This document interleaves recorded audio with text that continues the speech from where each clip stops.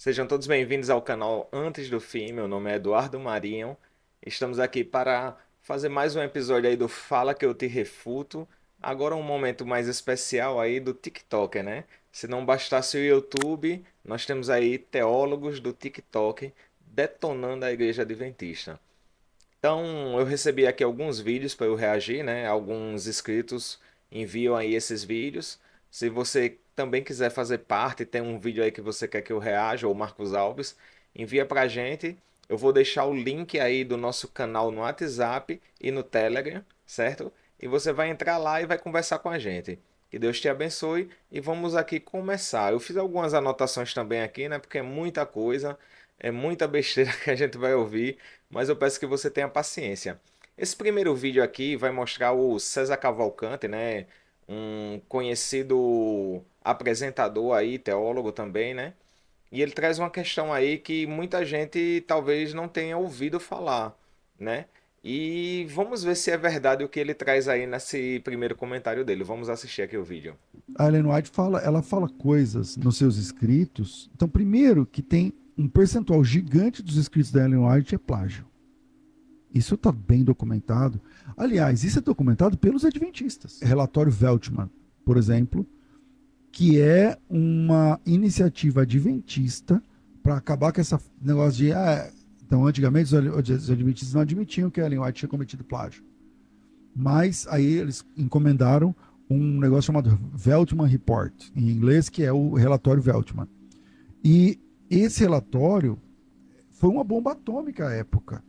Foi uma bomba atômica, porque ele falou: olha, alguns livros da Ellen White têm 60% de cópia. Eita, Então, eram muita livros que já coisa. existiam, E ela, autores que já existiam, e ela copia sem dar o copyright, sem dar o os crédito. créditos. Pronto, deixa eu pausar aqui e vamos lá de novo, né? Com essa história aí de plágio. A gente já não aguenta mais falar sobre isso, né? Mas vez ou outra a gente é surpreendido aqui com algumas coisas que nossos irmãos pedem pra gente reagir, né? Mas tudo bem. A gente já falou sobre plágio aqui no canal. É... Continua afirmando que Ellen White não plagiou, né? Ela tem alguns empréstimos literários. Agora ele trouxe aí esse relatório Veltman, né? Para quem não sabe, Veltman ele foi um pastor adventista, mas ele era da ala mais da nova geração, né? Para você ter ideia quem foi Veltman, ele foi um dos pastores que pediu para que não caçasse ou expulsasse Desmond Ford da igreja, né? Depois de tantas heresias ali. Então a igreja adventista queria alguém que não desse tanto valor aos escritos de Ellen White para fazer esse relatório. E Veltman, ele foi um nome aí que, na verdade, assustou muita gente, né? Porque ele não era imparcial, mas ele tinha deixado claro já a insignificância dos escritos de Ellen White na vida dele. Só que aí deram aí 2 anos para ele fazer esse relatório, investiram dinheiro nisso, né? E ele tinha que procurar sentenças que fossem parecidas ou idênticas a outros livros, como o Desmond Ford já tinha falado ali, o próprio Canhait, entre outros, né? E aí ele topou, houve sim uma inconformidade com alguns adventistas, mas tudo bem, o processo ocorreu normalmente, só que aí passaram-se os 2 anos e ele ainda não tinha conseguido concluir sua pesquisa. Foi-se investido mais dinheiro nesse projeto e aí ele agora começou a contratar pessoas, trouxe também pessoas voluntárias, né? Mas não eram qualquer pessoas, eram teólogos, eram estudantes, para analisarem mais de 500 livros da época de Ellen White. Agora, o César Cavalcante trouxe aí uma informação que mais de 60% dos escritos dela eram copiados, né? E ela não dava o copyright, ou seja, ela não dava os créditos. Isso são duas inverdades que o César traz para a gente, porque, primeiro, no livro Grande Conflito, que foi um dos livros que foi mais acusado de plágio, Ellen White, quando escreveu, ele colocava aspas o que não era dela. E o que seria isso? São momentos históricos, né? Então ela recorria ali a livros como de Coney Barr, que trazia essas informações. Tanto é que 2 anos antes dela escrever o livro Grande Conflito, como eu já falei aqui em vídeo, ela indicava esse livro para que as pessoas pudessem ler nas noites longas de inverno. Então, não se vê uma maldade de Ellen White em trazer essas informações. No livro, no prefácio, se eu não me engano, de 1888, já é explícito ali que as informações sobre os momentos históricos foram adaptados ali de outros livros. Então, não temos problema com isso. Agora vamos saber o relatório Veltman que ele disse. Eu tenho aqui um livro, na verdade não um livro, eu fiz uma apostila aqui, porque esse livro não saiu em português.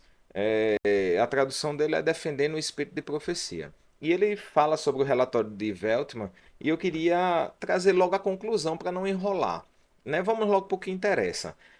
Veltman ele pegou ali o livro O Desejado de Todas as Nações, né, que era também um dos livros mais atacados aí por plágio, e foram no seu relatório, que eu creio que o César Cavalcante não leu, ele tem 958 páginas, eu acredito que ele não tenha lido para ele falar essa besteira. Mas aí olha o que Veltman concluiu. Foi feito 3 perguntas, né? Primeiro, qual é a natureza da dependência do texto sobre outras fontes literárias? Essa é a primeira questão. A segunda, qual é a natureza da independência do texto influenciado por outras fontes literárias? E por fim, qual é o grau de dependência para as sentenças dependentes, quando avaliadas de acordo com a escala de classificação? Então, foi traçado ali um gráfico, um paralelo. Veltman pegava verbetes, pegava frases sequenciais e frases compostas, e ele comparou com outros livros. Olha a conclusão dele. Sim, por fim, deixa eu só fazer a última pergunta. Até quanto ponto Ellen White utilizou fontes? Aí olha o que ele conclui. Das 2.624 frases, nenhum é escrito literalmente. Isso significa que nenhuma das 2.624 frases foi diretamente copiada de qualquer fonte, além dos escritos anteriores do Espírito de Profecia ou da Bíblia. Essa é a conclusão de 6 anos de pesquisa intensiva. Ah, César, pelo amor de Deus, né? Pelo amor de Deus. Vamos parar com essas conversas. Eu já tô cansado aqui de falar isso pra você. Tem um vídeo aí meu, se vocês quiserem ver, é um short, né? Falando da questão do sábado, que César mais uma vez entra em mentiras. Mas eu trouxe também aqui o livro A Mensageira do Senhor. Deixa eu ver se eu consigo mostrar aqui. A Mensageira do Senhor é um livro clássico aí que o adulto de boné não sabe o nome do autor, né? Mas vamos lá. No livro Mensageira do Senhor, depois que esse projeto de Veltman foi finalizado, a igreja, não contente com isso, ela atualizou. E aí ela mostrou aqui, desde 1983, pelo patrimônio literário do Ellen White, né? Eles têm mantido esse projeto de documentar os trechos nos escritos de Ellen White, conhecido por ser verbalmente dependentes de uma fonte prévia e oriunda de Ellen White, nem da Bíblia e nem da Bíblia. Veja a seguir os títulos. Então aqui eu vou trazer os títulos menos o desejado de todas as nações. Então, se você pegar o grande conflito em citações, como eu falei, né, que ela colocava as aspas, você vai ver ali uma dependência literária, mas não plágio. Ou seja, tem frases parecidas, porque os assuntos são amplos e também são, como é que eu posso dizer? São comuns. Por exemplo, o dilúvio. Você vai pegar dois autores que possam escrever a mesma sentença numa frase. Se você pegar aí numa sala de aula e colocar dois alunos para falar sobre a história da Torre de Babel, com certeza você vai ter algo parecido. Mas vamos lá. Um grande conflito com citações, ele tem 3.241 frases, né? Então, 15% desse livro você vai encontrar frases parecidas. O Grande Conflito Sem o Crédito, 1.084 frases, 5%. Sketches from the Life of Paul, são 1.185 e o total de 12%. Aí vem Caminho a Cristo, com 6%. Vem o livro Atos dos Apóstolos, com 3%. Vem Fé e Obras, 2%. Testemunhos para a Igreja, 2%, 2,82%. Mensagens aos Jovens, 2,67%. Patriarcas e Profetas, 2,28%. Mensagens Escolhidas, livro 1, 2%. Testemunhos para a Igreja, 1,88%. Não dá nem 2%. Testemunhos para a Igreja, também não dá nem 2%. Profetas e Reis, 1,51%. Então tá aí a porcentagem absurda de plágio que Ellen White teve, né? Então César ele disse que foi uma bomba, acabou com a igreja adventista, César. Então, César, eu espero que essa parte, esse trecho aí, alguém faça um corte aí e te mande para você se contrapor e trazer esses 60% de plágio aí de Ellen White. Esse é o meu primeiro desafio, né? Porque eu acho engraçado como vocês são desonestos intelectualmente. Vocês entram lá no site do CACP, aquele site totalmente irrelevante, aí leem as besteiras de Nathaniel Reinaldo, não, agora é Flávio Martinez, né? Vai no canal Para Que Possamos Ser Chatos, aí também escuta as besteiras lá do Adulto de Boné e traz isso para a internet. Então, eu espero que do fundo do meu coração você leia o relatório de Veltman, 958 páginas aí para você se divertir. E se você não quiser ler, pelo menos atente-se à conclusão dele. Para eu finalizar esse assunto aqui, César, tem um relatório chamado Relatório do Dr. Hamik, né, que era um advogado que também foi contratado pela igreja. Ele é católico, não tinha nada a ver com a igreja adventista e ele já tinha sido infectado aí pela matéria do New York Times sobre as acusações de plágio de Ellen White. E quando ele fez o relatório dele, analisando aí alguns livros dela, né, mais de 5.000 páginas, e aí ele faz o seu relatório. E a conclusão do relatório dele é a seguinte: ele diz primeiro que se ele fosse entrar em um julgamento, ele preferia ser advogado de Ellen White, pois ele ganharia facilmente sobre a acusação de plágio.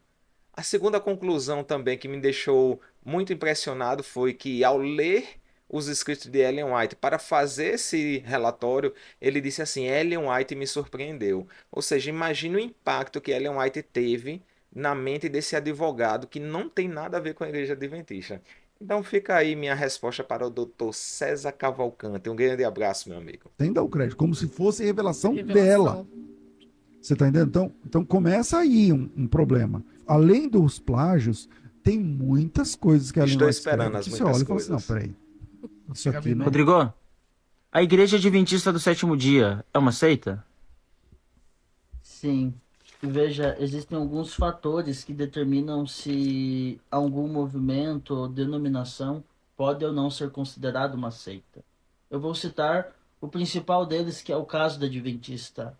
É ferir a supremacia das Sagradas Escrituras. Veja, eles consideram os escritos de Ellen White acima da Bíblia Sagrada. Veja só que absurdo. Eles consideram que Jesus é o arcanjo Miguel. Outro absurdo. Eles consideram que as almas dos ímpios que serão condenadas serão aniquiladas e não condenadas eternamente ao lago de fogo. Mais um absurdo. Eu poderia citar tantos outros, como tomar café é pecado, a guarda do sábado para a salvação, enfim. É uma seita? Deixa eu pausar aqui, deixa eu voltar aqui nesse rapaz aí, né? Ele tá numa pose de doutor, né? Olha a posição dele. Não, porque tem várias. E aí, vamos lá. Ele começou com. Deixa eu ver aqui. Ele falou. Deixa eu ver. Determinam se algum movimento ou denominação pode ou não ser considerado uma seita. Eu Certo, vou citar o principal deles, que é o caso da Adventista. certo. É ferir a supremacia das Sagradas Escrituras. Veja, eles consideram os escritos de Ellen White acima da Bíblia Sagrada. Eita, dessa aí nem eu sabia. Eu acho que nem Ellen White sabia. Olha, eu fico assim pensando, né? Eu não vou dar tanto crédito pra um cara desse aí, porque eu creio que não deve nem nem frequentar uma igreja, um cara desse. Mas tudo bem, eu não conheço, também não vou julgar aqui. Mas pelo conhecimento que ele apresenta aí, você vê um preconceito acima de tudo, né? Porque, assim, eu escuto muitas pessoas acusarem os adventistas, assim como o César, né? Dizer que os escritos de Ellen White tá ali comparado à Bíblia, né? Mas esse aí foi além, né? Ele disse que está acima da Bíblia. Isso aí é uma inverdade absurda. E eu quero mostrar aqui para vocês esse livro conhecido, bem conhecido também, outro livro clássico, Questões sobre Doutrina, página 98. Diz assim: em seu primeiro livro, no ano de 1851, olha o que Ellen White disse. Recomendo-lhe, caro leitor, a palavra de Deus como regra e fé e prática, por sua palavra seremos julgados. Primeiros escritos. Depois ela escreveu, tempos depois: o Espírito não foi dado, nem nunca o poderia ser, a fim de sobrepor-se às Escrituras, pois essas declaram explicitamente acerca de si mesmas serem a norma pela qual todo ensino e experiência deve ser aferidos. Grande conflito, página 9 na introdução. Então, o amigão aí, não colocamos os escritos de Ellen White acima da Bíblia, nem ela mesma colocava, pelo contrário, né? Ela dizia que nada do que foi dado a ela pode se substituir ou ser colocado acima da Bíblia. Isso é uma informação totalmente preconceituosa sua, que eu não vou dar muita bandeira, porque nenhum adventista, né, acredita nisso. Mas por que eu estou fazendo esse vídeo? Porque muita gente que assiste você, que lhe assiste, com certeza vai acreditar nisso, porque não vai querer pesquisar, né? Já tem esse preconceito na cabeça e vamos detonar os adventistas. Mas aí eu lhe pergunto, você está sendo justo consigo mesmo e com Deus? Então vamos aí, ele falou outra coisa aqui, Veja deixa eu só ver que aqui. absurdo. Eles consideram que Jesus é o arcanjo Miguel.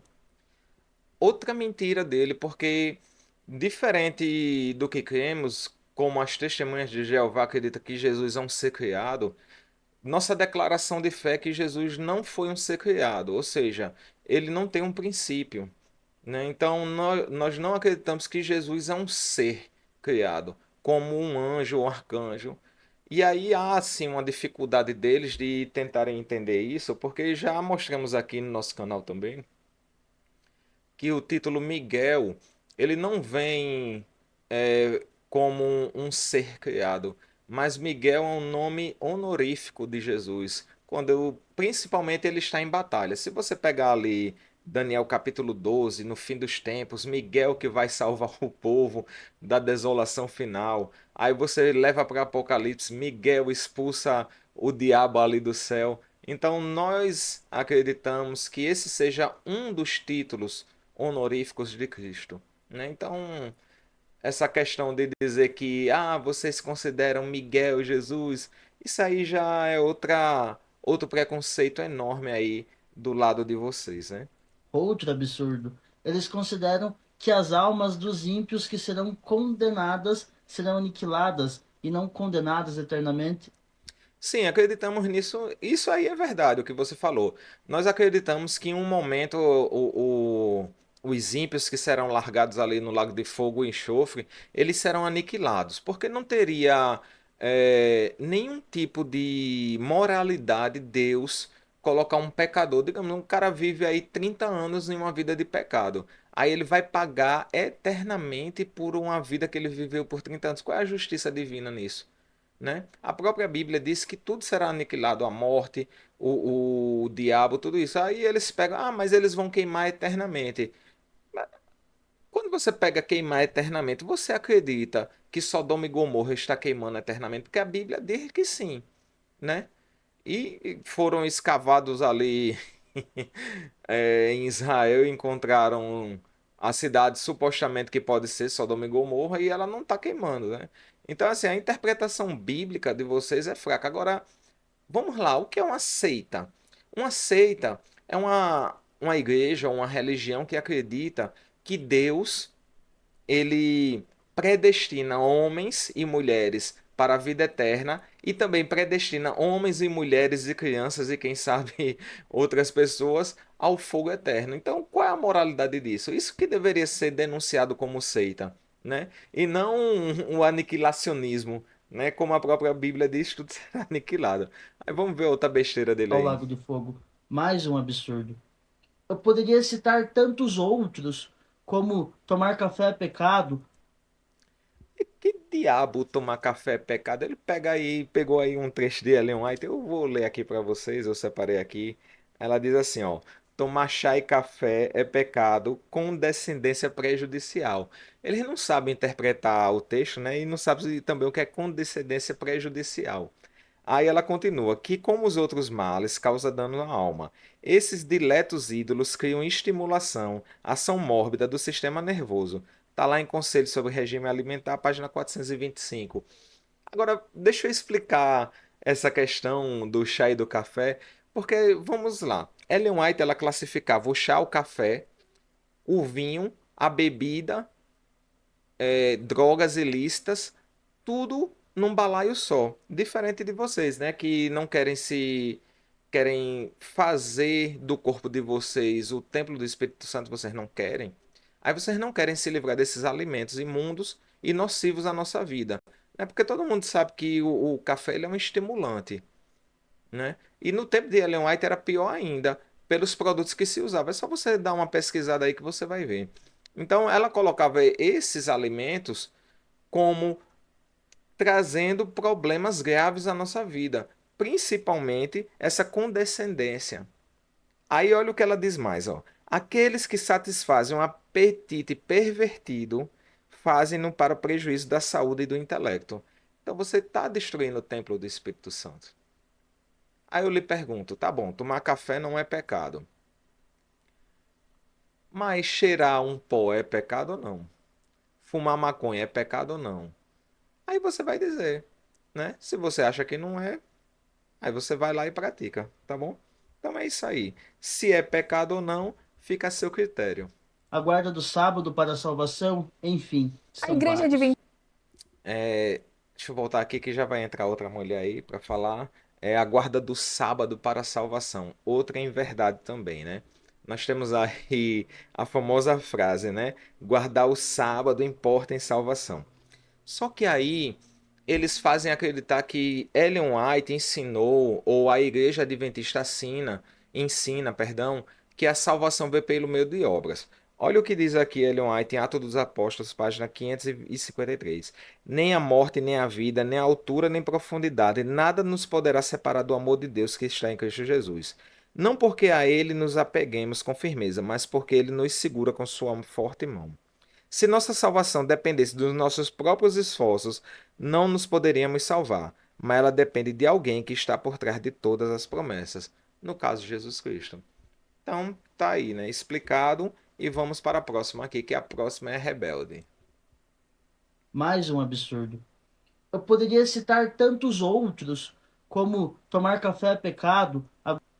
Acho que Adventista é uma seita? Me perguntam isso com muita frequência nas caixinhas do Instagram. E sim, a Igreja Adventista do Sétimo Dia é uma seita. Eu vou listar aqui alguns motivos para que me fazem acreditar nisso. Não somente eu, mas outras pessoas. Mas existem vários outros. Eu vou citar apenas alguns. O primeiro é que eles têm uma falsa profetisa que nunca acertou profecia nenhuma, chamada Ellen White. E eles põem os escritos dela em pé de igualdade com a Bíblia. Essa informação você consegue verificar diretamente no site da própria Igreja Adventista. Na fundamental de número 18 da igreja. O segundo Pronto, deixa eu pausar aqui para a gente ir já direto. Temos uma falsa profetisa que nunca profetizou nada certo, chamada Ellen White. Agora veja, fizemos aí uma sequência de vídeos da segunda temporada. A primeira falando sobre a guerra civil e a questão da escravatura, né? Foi profecia de Ellen White e ela acertou. Segundo, falamos sobre o início do espiritismo moderno, que você vai estar vendo aí, vai estar passando aí, né, em algum canto aí do seu vídeo. Falamos sobre o espiritismo moderno, o início do espiritismo moderno, profecia de Ellen White, as batidas misteriosas, profecia de Ellen White, que também se concretizaram, perdão. E a terceira, a cura da ferida mortal, onde o poder papal iria se levantar novamente, profecia de Ellen White. Tem outras, várias e várias profecias, né? Então, ela condiciona Ellen White a uma falsa profetisa. E mais uma vez fala aí, né? Que colocamos os escritos de Ellen White em pé de igualdade com a Bíblia. Eu não vou responder isso, que eu já respondi lá no começo, né? Mas vamos lá, ouvir o que ela tem para dizer. É que eles acreditam que eles são a única igreja verdadeira de Deus na Terra. Para eles, todas as outras igrejas fazem parte da Grande Babilônia, a meretriz de Apocalipse 17. Deixa eu falar sobre essa questão aqui de sermos a única igreja verdadeira. Deixa eu mostrar de novo aqui na página 162. Página 162 do livro Questões sobre Doutrina.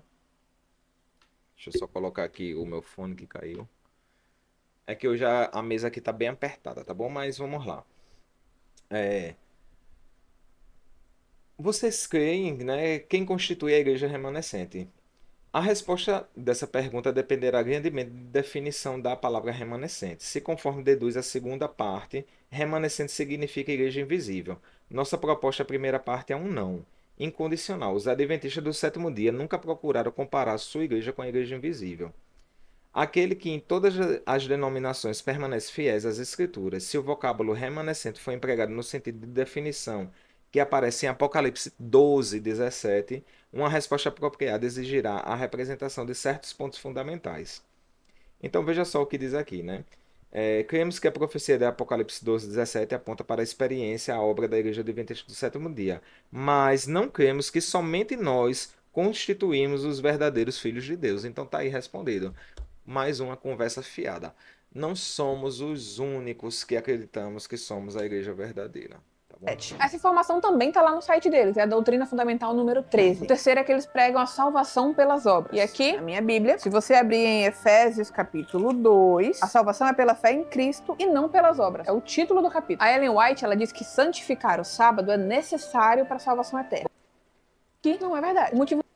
Pronto, vamos lá de novo, né? Aí vocês já viram que eu respondi que nós não acreditamos que a salvação é pelas obras. Mas vamos falar mais uma vez sobre essa questão aqui do santificar o sábado importa em salvação, como ela disse aí, né? Essa citação ela está completa na página 23 e explica o porquê o sábado importa em salvação eterna. Diz assim: santificar o sábado ao Senhor importa em salvação eterna, diz Deus, aos que me honram, honrarei. Então, Ellen White não está falando para você aí que não é da igreja adventista guardar o sábado porque ele importa em salvação. Ele tá explicando que a santificação do sábado implicará no futuro, quando todos forem provados pelo decreto dominical, que é algo que acreditamos, em salvação eterna, porque santificar o sábado é uma questão de honrar a Deus, o Senhor do sábado. E quem desonrar a Deus de forma rebelde, até o tempo do fim, não poderá ser salvo. Antes da referida citação de santificar o sábado importa salvação, no mesmo contexto, Ellen White está dando conselhos como se deve ser observado o sábado, falando aos adventistas que conhecem, né, essa doutrina. Isso nos mostra que ela está na citação da página 23, tratando da importância de não relaxar na observância do mandamento. Portanto, longe de ensinar salvação pela lei, Ellen White está exortando as pessoas que rejeitarem a verdade depois de conhecê-la, significa desonrar a Deus. Então, se você conhece uma verdade e você desonra, com certeza você não será salvo. Mas não pelas suas obras, né? Você está deixando de ganhar a salvação, de ser deixado para trás justamente por isso. Agora, é muito fácil vir aqui falar de Ellen White sem explicar o contexto, né? Isso aí a gente já denunciou que fazia lá o velho ICP, o CACP, sites aí que estão fora de moda. Mas vocês continuam repetindo essas besteiras. O número 4 também tem a ver com o sábado. Eles pregam a guarda do sábado aos gentios. Caso você não saiba quem são os gentios, somos nós, os não-judeus. E eles pregam essa prática a nós, os não-judeus, como uma doutrina obrigatória. E a guarda do sábado é uma aliança entre Deus e os judeus, não entre Deus e os gentios. Tem uma confusão aí, porque, veja bem, quando você diz aí que somos nós que pregamos isso, não, na verdade não, né? Jesus pregou a questão do sábado, ele guardou o sábado, os discípulos também. E no meio dos discípulos tinha um gentio, né? Só você pesquisar aí na Bíblia que você vai se surpreender. A afirmação que eu tô te falando também está no site, é a doutrina fundamental número 20. Obrigar essa prática da guarda do sábado aos gentios vai completamente contra o que a Bíblia diz em Romanos, Gálatas e Colossenses. O que seria que diz lá em Romanos, Gálatas e Colossenses? Queria saber. As maiores heresias pregadas pela seita dos adventistas do sétimo dia. Já vou iniciar esse vídeo deixando claro para vocês que eu não estou falando de pessoas, estou falando das heresias pregadas nesta seita. Pessoas boas tem em todo lugar, e no meio dos adventistas não é diferente. Outra coisa que eu quero Obrigado pela parte que me toca.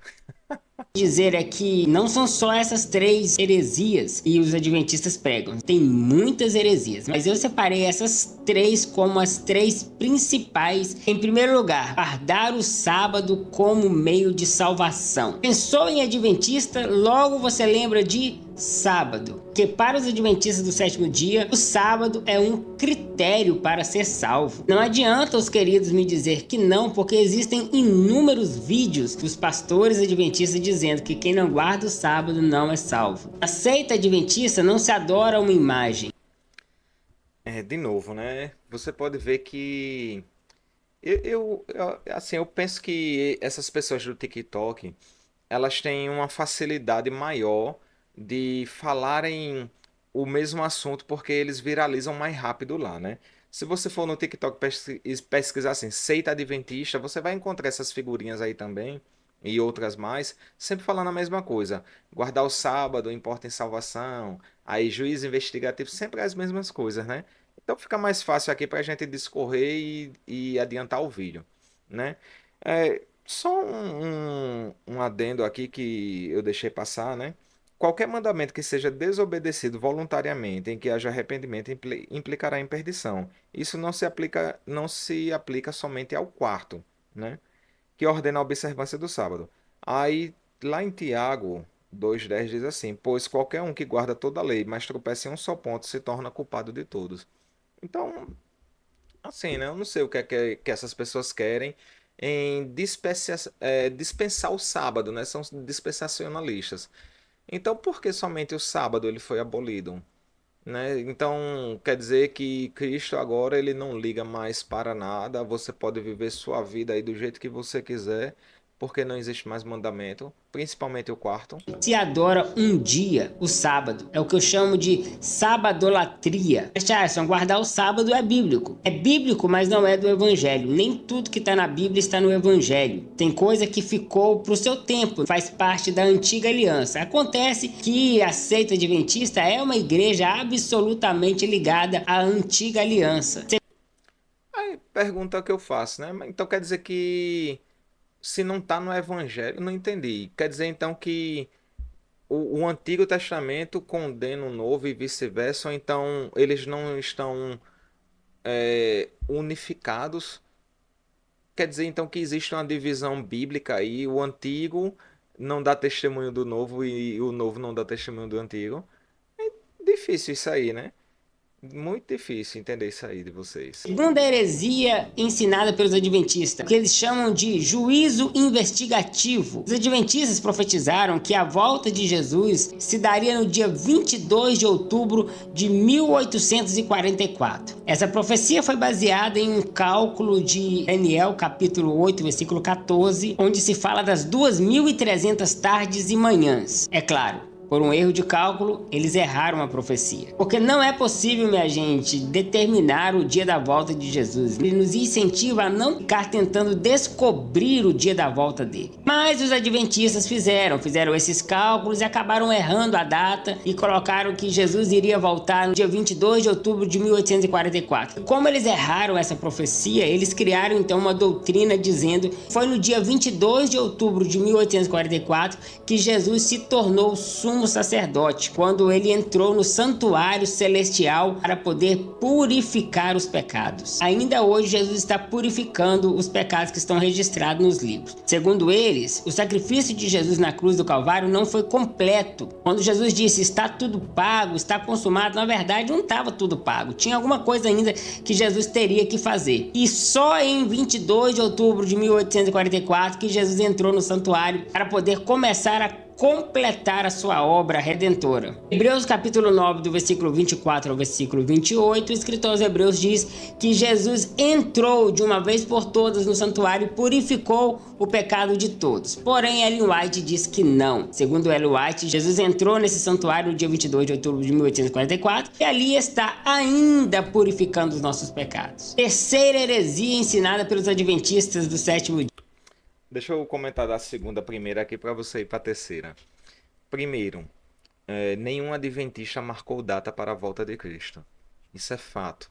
Segundo, não foi os adventistas que marcaram essa data para 22 de outubro de 1844, foram os mileritas.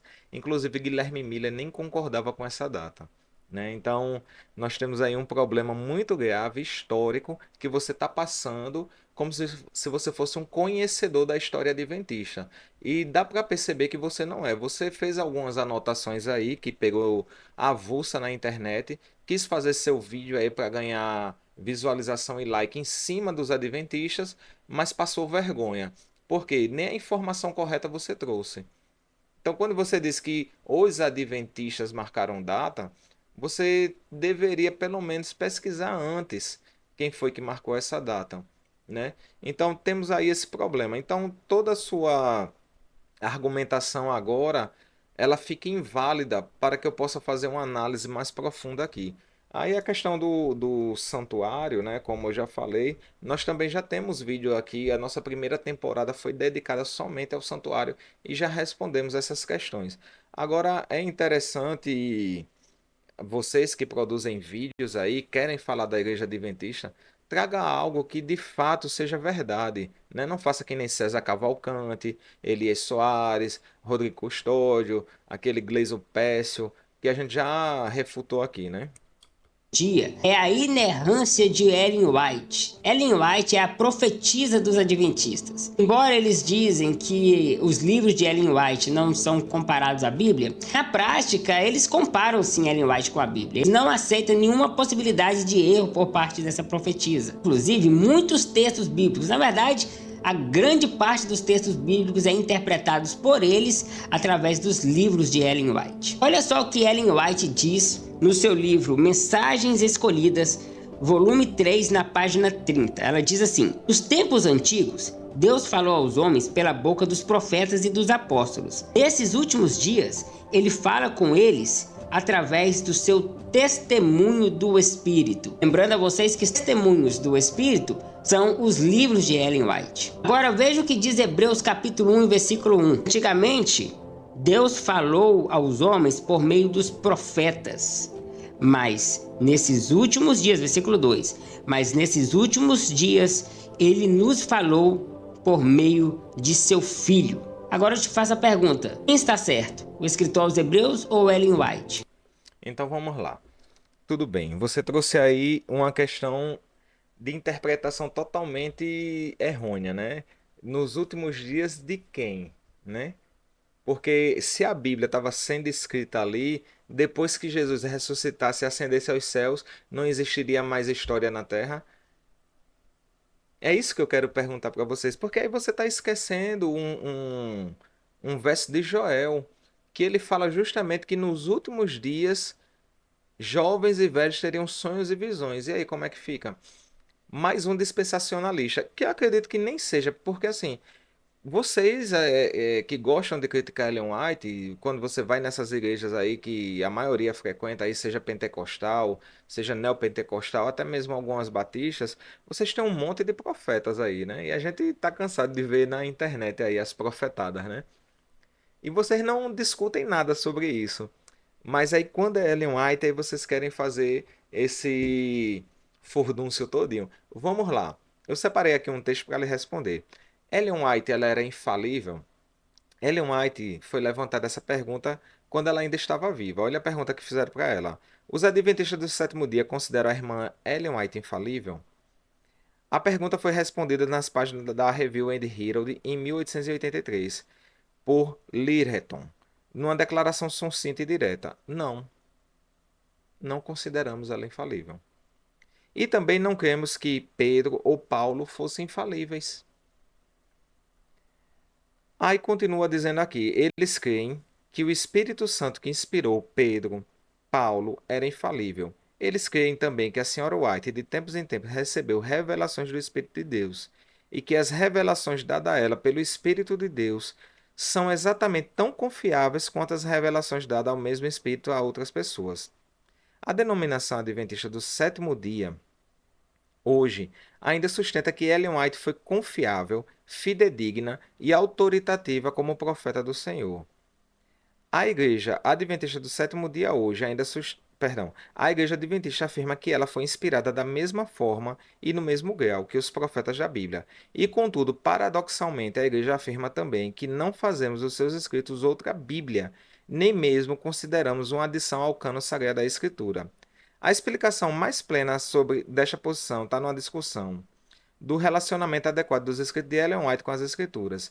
Será o assunto da parte 3 dessa série, justamente com Pedro, que assim continua. Então, primeiro, Ellen White, ela não era infalível, assim como os outros profetas que existiam na Bíblia, todos eles eram pecadores, né? E nem por isso Deus deixou de revelar a sua vontade a eles. Tem, por exemplo, Abraão, pai da fé.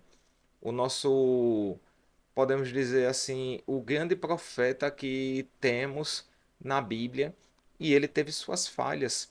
Nós temos também aí Jeremias, nós temos Jonas que não quis fazer a vontade de Deus, nós temos o próprio Elias que fugiu da vontade de Deus. Então poderíamos também excluir eles de verdadeiros profetas porque eles eram humanos. Então, de forma alguma, Ellen White era infalível, né? O escritor aos Hebreus diz que Deus fala por meio de Jesus. Ellen White diz que Deus fala por meio das mensagens do seu Espírito, ou seja, por meio de seus livros. Muita gente acha que o problema dos adventistas é só guardar o sétimo dia. Não é, minha gente. O sétimo dia é só a porta de entrada, mas quando você chega lá, você percebe inúmeras heresias que são ensinadas ali. Inclusive, para mim, uma das que mais pesa, que diminui o sacrifício de Jesus na cruz do Calvário. Segundo eles, aquele sacrifício não foi completo. Jesus ainda precisa realizar algumas obras para nos salvar. Você conhecia essas heresias? É uma seita. O número 7 é que eles creem. Essa aí é aquela lá que eu já respondi, só que ela fez outra parte aí do vídeo. Aí eu peguei aqui, tá bom? Que Jesus é o arcanjo Miguel. Contar isso é até engraçado. Uma vez eu respondi isso nos stories e uma seguidora adventista me disse que eu estava espalhando mentiras, que na igreja adventista eles não ensinavam isso, e que na igreja adventista eles ensinavam que Miguel era o anjo que veio anunciar a Maria o nascimento de Jesus. Acho o erro aí. Essa informação deles acreditarem que Jesus é Miguel também tá no site da igreja. Inclusive é baseado nessa crença que eles explicam o que aconteceu no Monte da Transfiguração. Moisés estava dormindo, aí ele foi acordado lá por Miguel, no caso Jesus, porque foi Miguel que guardou o corpo dele lá após lutar contra Satanás, em Judas, é escrito. Como é? Judas, Monte da Transfiguração. Não entendi isso aí agora, não. Será que essa moça aí se confundiu, não? Ela quer dizer, então ela foi debochar de um adventista que disse que Miguel foi o anjo que foi falar para Maria que estava grávida. Aí agora ela disse que Miguel estava lá no Monte da Transfiguração guardando o corpo de Moisés em Judas. Eu não entendi isso aí não, moça. Esse episódio. O motivo número 8 também é bem polêmico. Eles acreditam que Satanás é um corredentor juntamente com Cristo. Como assim, Gabi? Eles dizem que no fim dos tempos, Satanás irá carregar todos os pecados da humanidade sobre si. Algo que Cristo já fez. Um sacrifício que eles dizem que foi incompleto. Essa informação está escrita no livro Patriarcas e Profetas da profetisa Ellen White, na qual eles mesmos dizem, abre aspas, seus escritos falam com autoridade profética e provêm consolo, orientação, instrução e correção para a igreja. Fecha aspas. Deixa eu só voltar aqui nessa parte dela de Azazel. A gente tem um vídeo aí também que pegou muita visualização. E a gente mostra que o termo espiar, ele é mais amplo do que eles acreditam, né? Agora fica uma pergunta aí para esse pessoal que acredita que os dois bodes são as duas representações de Cristo, né? Então vamos lá. Vamos iniciar pelo seguinte. Você tem aí dois bodes, um era abatido e o outro era deixado no deserto, né, para morrer. Se vocês acreditam de fato que o primeiro bode, como nós acreditamos, era enviado para o Senhor, era tirado sorte e dado para o Senhor, então aquele bode ali estava representando quem, né? Porque o bode ele não era Jesus, ele era para Jesus, né? O segundo bode não era Azazel, ele era para Azazel. Aí a pergunta é, primeiro, vocês enviam um bode para outro bode? Porque a interpretação de vocês fica meio confuso quando a gente fala sobre Azazel. Agora, se de fato os dois bodes representam Jesus, vocês estão orando para Azazel, é isso mesmo? Porque assim, né? Se você ora para Jesus sendo o primeiro bode, vocês também deveriam orar para o segundo bode, que é para Azazel. Então vocês estão orando para Azazel, é isso mesmo? Então quem se torna corredentor, Satanás se torna corredentor de vocês e não nosso, né? Isso aí que é estranho. Agora, vem também outra pergunta aí que eu gostaria de fazer sobre isso. Se esse primeiro bode ele representa Cristo morto, o segundo seria Cristo ressuscitado, aí vocês teriam um problema maior ainda, porque se for Cristo ressuscitado, ele continua com os pecados? Não entendi. Ou seja, o pecado ele nunca é eliminado? Porque se vocês não conhecem o ritual do santuário, deveriam conhecer, porque não é dessa forma que é descrito lá, né?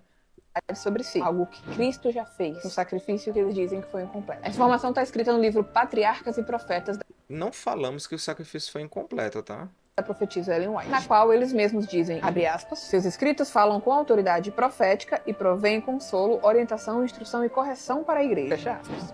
Você sabia que a igreja adventista E por fim tem essa moça aí, toda maquiada, né? Mas vamos ver aí o que é que ela diz aí sobre a igreja adventista. não é uma igreja evangélica? Vem Não, comigo que eu vou te explicar. me Na explica. teoria, claro que ela é, né, gente? Todo mundo sabe que é.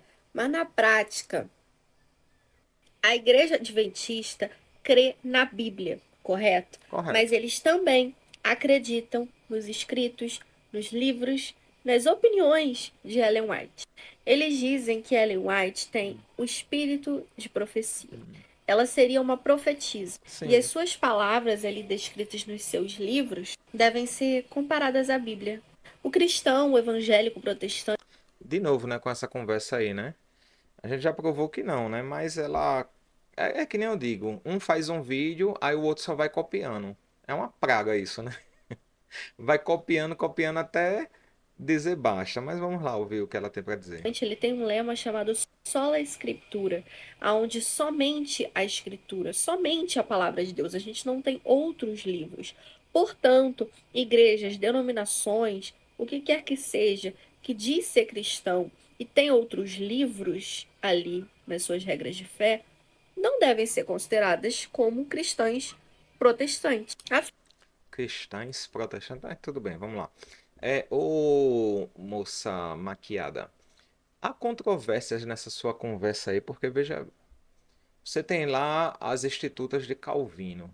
Calvino diz que algumas pessoas elas são predestinadas para a vida eterna e outras para a morte. Se você não concordar com isso, você vai ser considerado um herege. Isso aí quem sofreu foi o próprio Luciano Senna, segundo ele dizia que era apologista, né? E ele tinha uma amizade muito grande com João Flávio Martinez, mas os dois entraram aí nessa grande controvérsia. Inclusive acabaram até a amizade, né? Hoje eles vivem se atacando. Duas pessoas que viviam aí atacando a igreja adventista, né? Hoje vivem se atacando. Então, se você rejeitar a doutrina de Calvino, você sendo um calvinista, né? Você é considerado um herege. Se você for um assembleiano e discordar de Seymour sobre a questão ali do falar em línguas, você também é considerado um herege. Se você, por exemplo, for um batista pré-tribulacionista ou pós-tribulacionista, se você rejeitar aí as questões de John Darby, de Thomas Nelson e até mesmo da falsa profetisa mirim de vocês, a Margaret MacDonald, vocês também serão considerados hereges, né? Então, assim, não tem essa sua conversa aí, ela vai englobar todas as igrejas como seita, né? A igreja adventista, ela teve o privilégio de ter como uma pessoa inspiradora, inspirada por Deus. O seu trabalho foi de uma vida toda, uma vida completa dedicada a Deus, né? Para trazer mensagens que hoje estaria mantendo essa igreja de pé viva, fazendo a obra do evangelho, né? Então, todos os seus escritos eles são proveitosos para a igreja adventista. Afinal, nós protestamos exatamente contra uma dessas questões, foi a sola escritura. Somente a escritura, correto? Então tenha muito cuidado, porque é dessa mulher, Ellen Goldwhite, que saíram muitas heresias, como, por exemplo, a doutrina do juízo investigativo, que se você for pesquisar, você vai ficar chocado, não é mesmo? Tá vendo? É sempre o que eu digo, né? Um faz um vídeo e o outro vai só seguindo. Ai, mas Ellen White falou muitas coisas boas. Sim, ela falou muitas coisas boas. Mas não é porque uma pessoa falou um pouquinho de coisa boa que significa que tudo que ela falou é bom. Entende? Às vezes você vai ver pessoas aí, gente, que falou coisas incríveis, mas que chega uma hora, fala uma coisa que é tão difícil, que não dá. E Ellen White é esse tipo de pessoa. Realmente tem coisas que ela fala maravilhosas, mas não significa que tudo é perfeito, né? Então, ainda que eu fosse dizer que essa mulher é uma profeta do Senhor, porque eu acredito que existem profetas hoje em dia, tá bom? Só não Ellen White, né? Eu gostaria de recomendar para você é, uma parte aí do livro de Ellen White sobre modéstia cristã. Você iria gostar muito, viu?